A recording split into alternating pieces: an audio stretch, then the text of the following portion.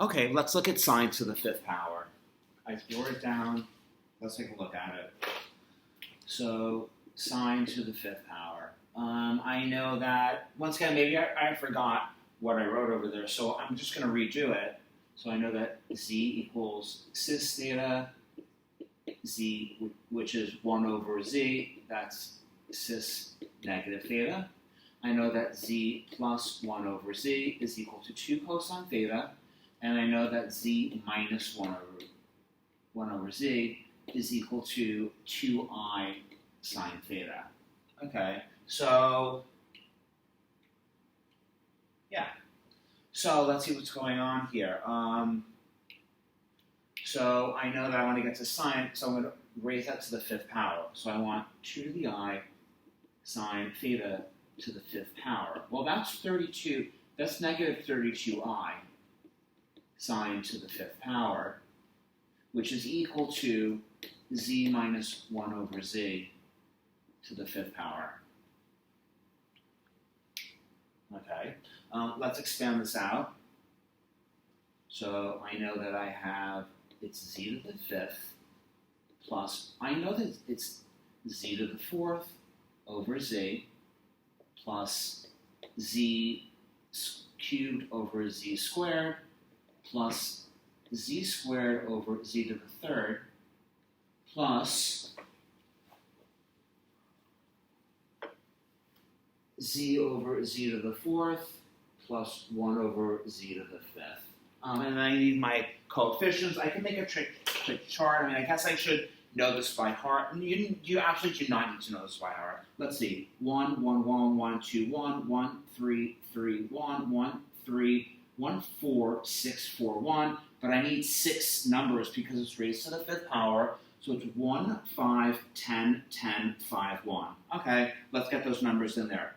1, 5, 10, 10, 5, 1. Good.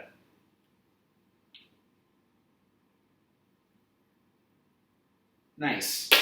Let's go. Let's continue. So let's clean this up.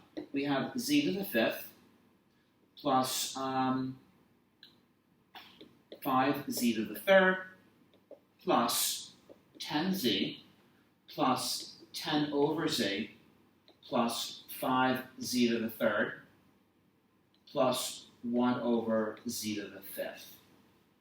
Okay, well, we know from the last class, we know that, we also know that z to the n minus 1 over z to the n is equal to 2I sine to the n theta. We're going to need this. And we're going to need that I there, because some of you might have said, Mr. Adler, what are we going to do with this I? Well, it's going to nicely cancel out, but let's work it out. So, we have z to the fifth plus 1 over z to the fifth, and that oh no, it's cosine. Sorry, I made a mistake. Where's my mistake? Let's see.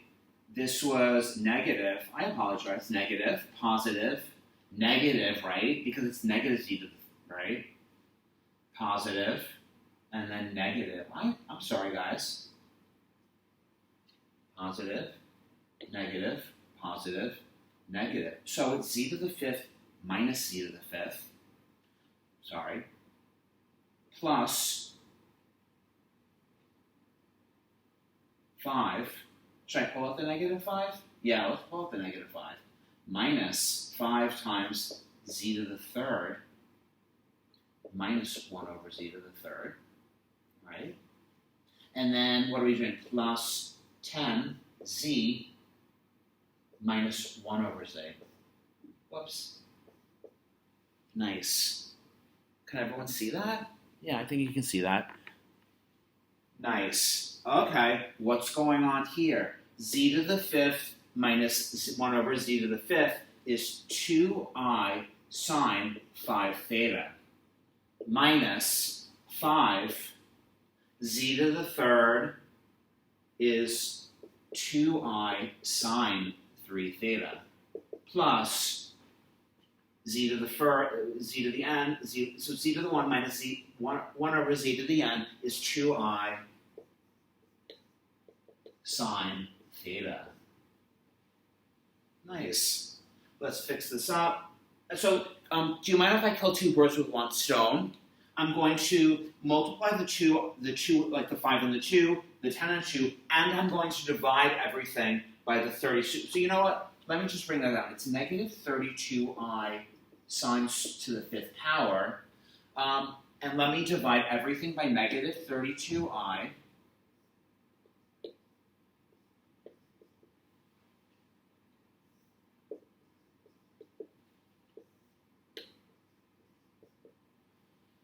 Is this negative 32I, or is this just 32I? What is I to the 5th? It's actually I, it's I, right? So it's not negative, it's positive.